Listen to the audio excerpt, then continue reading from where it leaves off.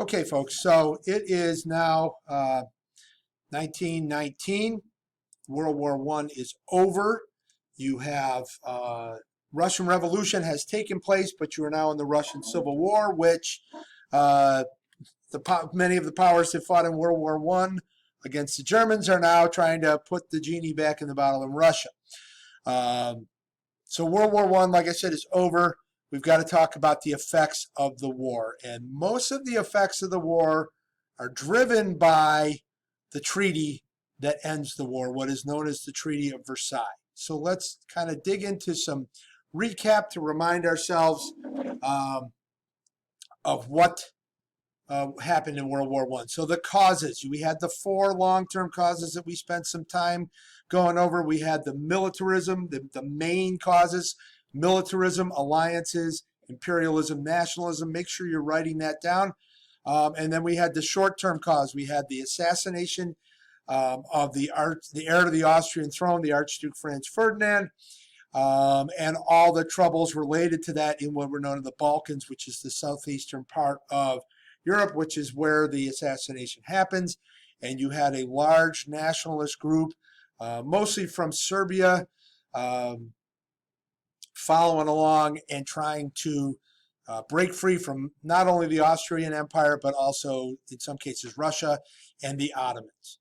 Okay, so there's your main causes. Remember that World War I is a new type of war. You had all the new technologies of poison gas, airplanes, tanks, submarines. You had more and better potent weapons, better killing weapons like machine guns, more accurate artillery. But you're fighting it with the same old tactics before all these weapons arrive. So you have more death and more destruction than pretty much any other conflict in world history. As many as 18 million are dead due to the war. About half of that is soldiers. The other half of that is civilians who are killed in the artillery attacks and other hardships.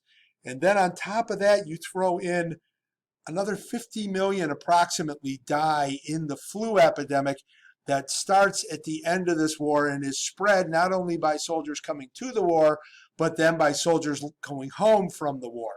So it creates a huge worldwide flu epidemic. Okay. Treaty of Versailles is what we really want to focus on today.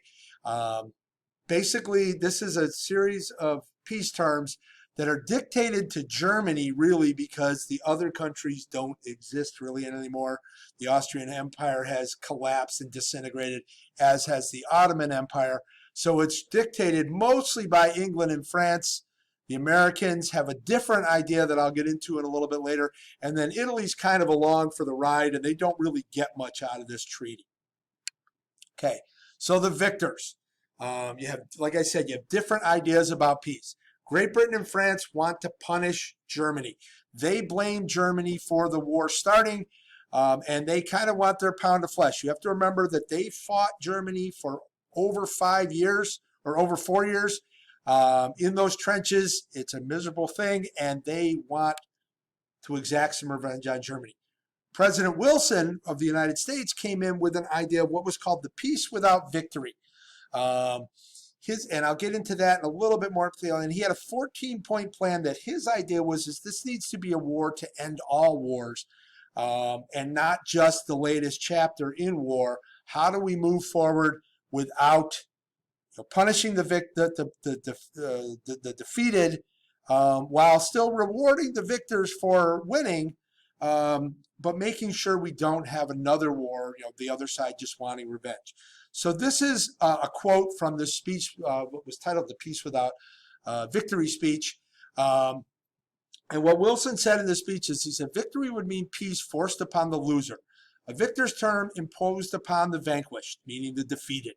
It would be accepted in humiliation, under duress, which is kind of they're being forced to, and at an intolerable sacrifice, and it would leave a sting, a resentment, a bitter memory upon which the terms of peace would rest, not permanently, but only as upon quicksand.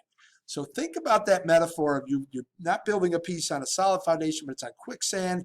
The metaphor of it's going to just sink and fall apart, and it's not going to last. All right, so let's get into the treaty itself. Britain and France get their way. They exact very harsh terms on Germany.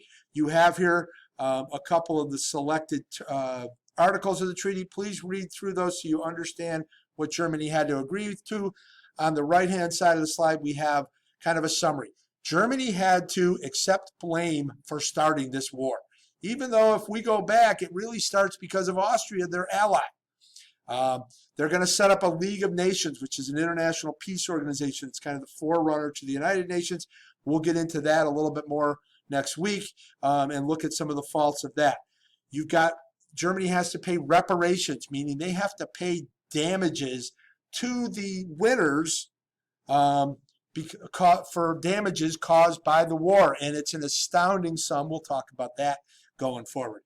And then Germany has to give up territory and reduce its military. They set limits on the size of the German army. They can only have 100,000 soldiers in their army, and they lose a lot of a lot of territory and overseas territories, their colonies. They also have to give up, and a lot of that is all stated right in here.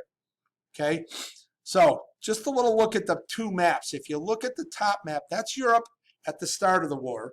The bottom map is Europe in 1923, so 9 years later. You can see it's dramatically different. There are a whole bunch of new countries on this map. Germany is considerably smaller. Russia, which is now the USSR, is considerably smaller.